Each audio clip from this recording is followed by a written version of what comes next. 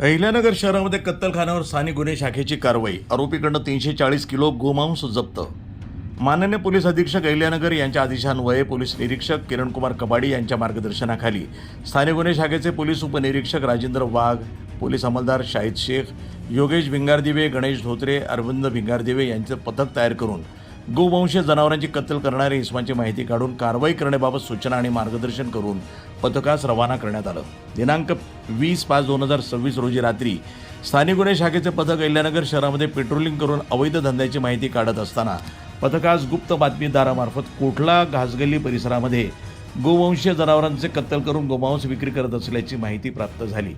पथकानं तात्काळ बातमीतील नमूद ठिकाणी जाऊन करता KGN चिकन शॉपच्या मागील बाजूस बोळीमध्ये एका पत्र्याच्या खोलीमध्ये किसम गोमांस तोडताना दिसला. सदर ठिकाणी छापा टाकून एका इस्मास ताब्यात घेऊन त्याचे नावगाव विचारलं असता त्यानं त्याचं नाव इस्माईल अझीमुद्दीन शेख, वय 55 वर्षे, राहणार घासगल्ली कोटला, अहिल्यानगर असं असल्याचं सांगितलं. पथकानं ताब्यातील इस्माच्या कब्जातनं 68,000 रुपये किमतीचं 340 किलो गोमांस, 20,000 रुपये किमतीची एक डेफ्रीज, 25,000 रुपये किमतीचे गोमांस खिमा तयार करण्याची मशीन, 10,000 रुपये किमतीचे 2 इलेक्ट्रिक वजन काटे, 1,000 रुपये किमतीचे 2 सत्तूर, 2 सुरे, 2 टोचे असा एकूण 1,24,000 रुपये किमतीचा मुद्देमाल जप्त करण्यात आला आहे.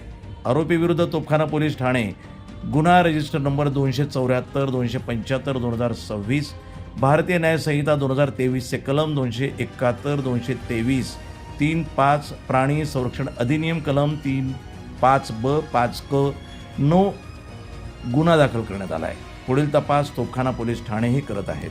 वृत्तसंपादन विभाग, न्यूज टुडे 24, अहिल्यानगर.